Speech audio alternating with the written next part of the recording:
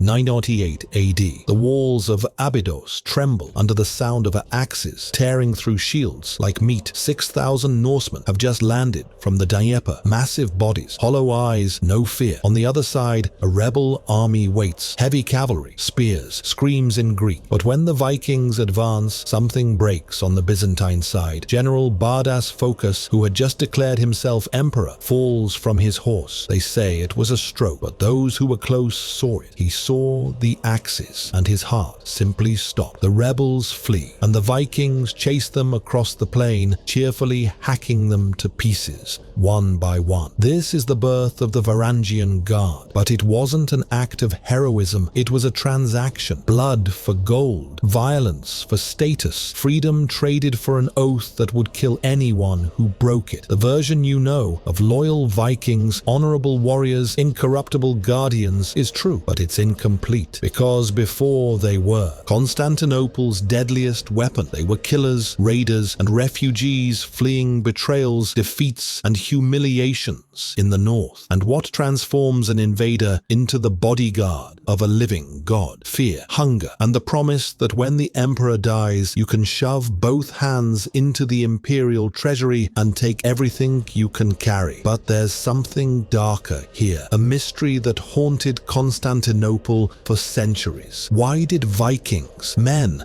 who destroyed monasteries, raped villages, mocked every king in Europe, swear never to betray a Greek emperor? And what happened to those who tried to break the oath? We're in Constantinople, the richest city in the world. Walls that never fell, gold piled in underground chambers, weak emperors, traitorous generals, daily conspiracies, and at the center of it all, men from the north, enormous, silent, holding single-edged axes capable of severing a horse's head. But to understand how wild raiders became the most feared men in Constantinople, we need to go back to the cold, to the sea, to the rivers of the Rus, to the first betrayal. Because none of this began with loyalty, it began with desperation. 9th century, Scandinavian fjords, lands of stone, ice, and hunger. The men who would form the Varangian Guard weren't born sacred warriors. They were born sons of bankrupt jarls, landless farmers, second and third sons who would inherit nothing. In Sweden, Norway, Denmark, the law was clear. The firstborn gets everything. The rest go to sea, take the road,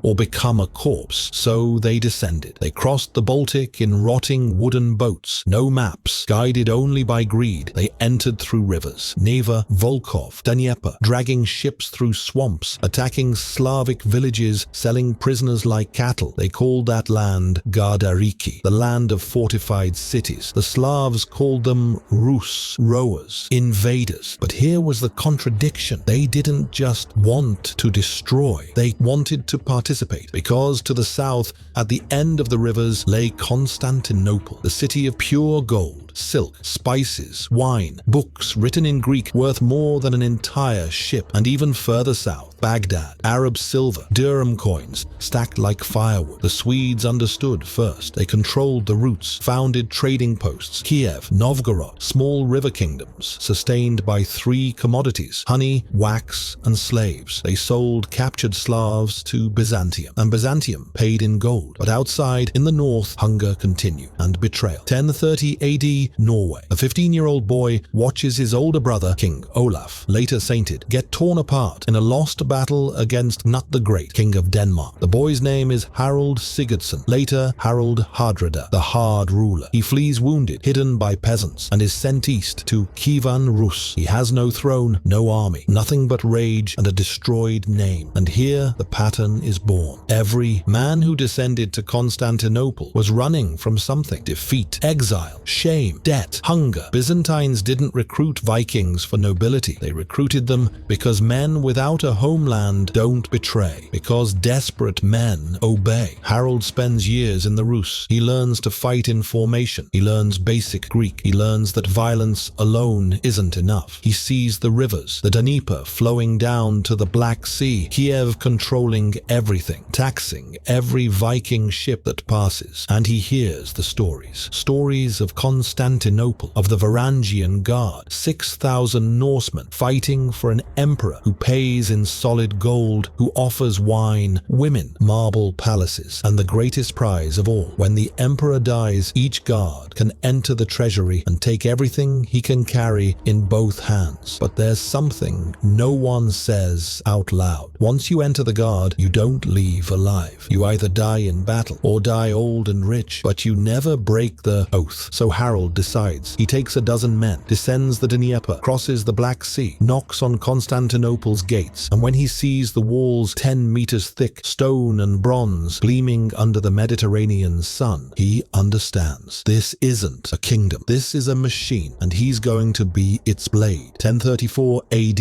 Harold Hardrada crosses Constantinople's bronze gates for the first time. He's not received as a hero. He's received as expensive livestock. The Byzantine officer evaluating him doesn't speak Norse. Harold doesn't speak fluent Greek, but the language is clear. You fight, you obey, you die if necessary. In exchange, fixed salary in gold, imported wine, access to the hippodrome, public baths, the most violent taverns in the world. And if the emperor falls, whether from old age, betrayal, or poison, you enter the treasury and fill your arms with coins, jewels, relics. They call it Polutasvav, the privilege of plunder. But first, Harold needs to prove he's worth the gold. Basil II, the Emperor Basileus, Bulgaroktonos, Bulgar Slayer, trusts no one. His own generals betrayed him 3 times. His Greek legions switch sides like flags in the wind. The only ones who never betrayed him, the Norse barbarians, because they don't understand Byzantine politics. They have no family here, no allies. They only have the axe and the oath. Harold is sent to Sicily, then to Bulgaria, then to Georgia. He doesn't lead yet. He's just another axe in the shield wall, but he watches and learns fast. The Varangian Guard doesn't fight like the Byzantines. They don't use light spears. They don't retreat in formation. They don't negotiate. They use the brydox, the broad axe, blade almost half a meter long, oak shaft reinforced with iron. One blow breaks a wooden shield and the arm holding it. 2 blows decapitate a horse, and they never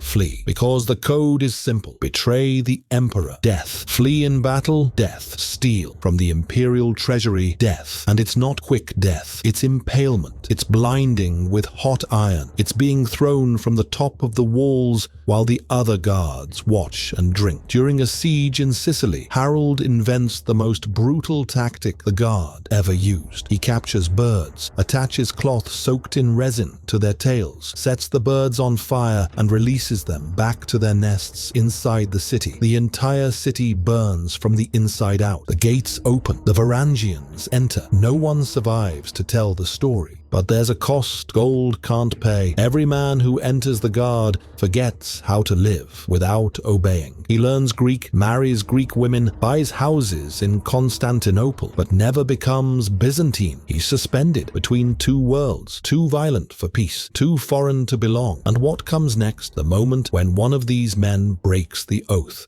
If you want to see how Constantinople's deadliest weapon turned against the empire itself, hit that like button right now and subscribe, because this is where loyalty dies and legend begins. 1042, Constantinople. Emperor Michael V has just arrested Harold Hardrada, not for treason, not for cowardice, but for being too rich. For 8 years, Harold plundered rebel cities, crushed Bulgarian armies, burned Sicilian villages, and he kept everything. Byzantine gold, Arab silver, Persian silks, Georgian slaves. He sent 3 ships loaded with treasure to Kiev, hidden with Prince Yaroslav. They say he accumulated the equivalent of 100 kilograms of pure gold, enough fortune to buy an army. Michael V realized a Varangian with that much wealth isn't a dog anymore. He's a rival, so he invents an accusation, corruption, theft from the imperial treasury, maybe even an affair with Empress Zoe. Harold is thrown into a cell in the Numera, the imperial prison, controlled by the Varangians themselves. The irony is brutal. The same men who fought alongside him now guard his death. 3 months pass. Harold rots in the cell, loses weight, eyes sink, but his mind sharpens, because in April 1042,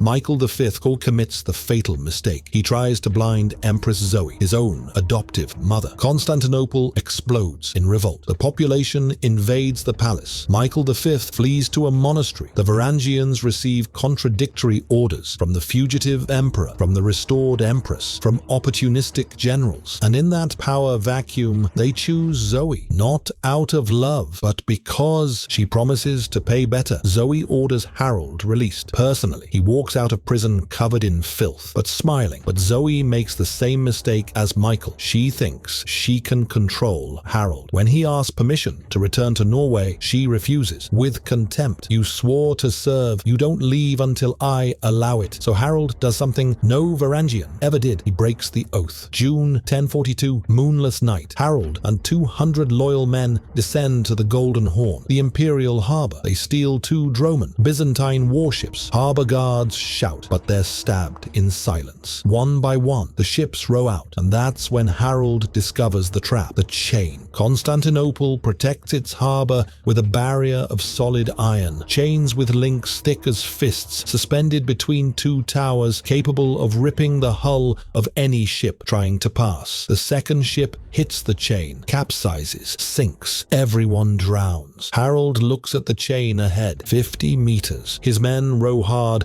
but there's not enough speed. And then he screams the most insane order of the night. Run to the back, now. The Varangians obey without thinking. Everyone runs to the stern. The ship tilts. The prow rises like a rearing horse. The ship hits the chain. The prow passes over the barrier. Run forward. Everyone runs. The weight shifts. The stern rises. The chain slides under the keel. The ship passes. Intact, free. They row to the Black Sea without looking back. Harold returns to the Rus, marries Elisiv, daughter of Yaroslav, uses Byzantine gold to buy an army, invades Norway, takes the throne in 1046. He reigns for 20 years, brutal, relentless, obsessed with proving he's greater than Byzantium. But there's an obsession that corrodes him. England, because in 1066, English King Edward dies without heirs, and Harold believes the throne is his. He assembles the largest Viking invasion fleet in 50 years. 300 ships, 10,000 men. September 1066. Harold lands in northern England, massacres a Saxon army at Fulford. But then he commits the mistake no Varangian ever made in Constantinople. He underestimates the enemy. September 25th, Stamford Bridge. Harold Hardrada faces King Harold Godwinson. The Norwegians are tired. No armor, no formation. And this time, there are no Constantinople walls to protect them. No Byzantine gold to bribe with. An arrow pierces Harold Hardrada's throat. He falls to his knees, eyes open, blood soaking his grey beard, and he dies in a muddy English field, 5,000 kilometers from Constantinople. But Constantinople continues, because the Guard was never about one man. It was about the system. 1081, 20 years after Harold's death, Alexios I Komnenos takes the Byzantine throne in a coup. The first thing he does, doubles the Varangians' salary, because he knows that as long as they're paid, no one touches him. And he's right. Alexios reigns for 37 years. No, conspiracy gets close. The Varangians keep coming. Now they're not just Swedes and Norwegians, they're Danes, Icelanders, and increasingly Anglo-Saxons. After William the Conqueror massacres England in 1066,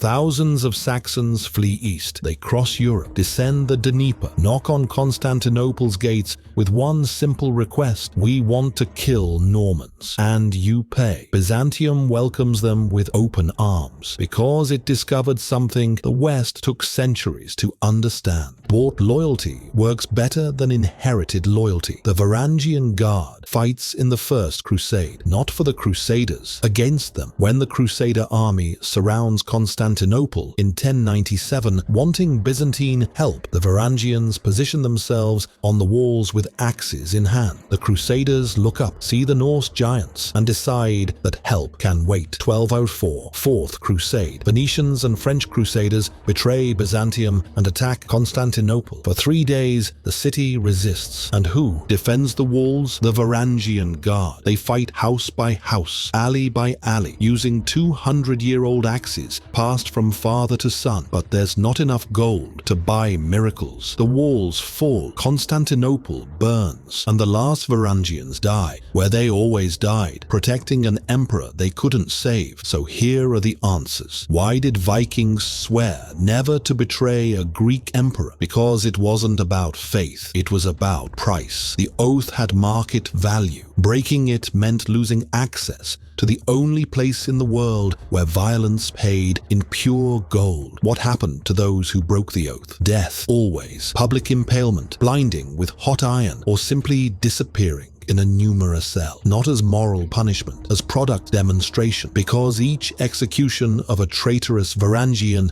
proved to the next emperors, see, they really don't betray. The legacy of the Varangian Guard isn't in history books. It's in the idea, dark, brutal, modern, that loyalty isn't born. Loyalty is bought, maintained with gold, and discarded when the price rises too high. They weren't heroes. They were mercenaries who discovered something that regular armies took 1,000 years to learn. Discipline without ideology is more reliable than fervor without payment. Constantinople fell in 1453, conquered by the Ottomans. But until the last day, there was an elite guard protecting the emperor. They were no longer Norse, but they carried the same name, the same function, the same oath, because empires die, kings die, cities burn. But the idea of men who sell perfect violence, without questions, without betrayal, without conscience, that idea never dies. It just changes names. If you want to dive deeper into the minds of warriors who shaped empires, if you want to understand how ordinary men become killing legends, subscribe now and leave a like, because history isn't about the victors, it's about the ones who held the axe, and they still have much to tell.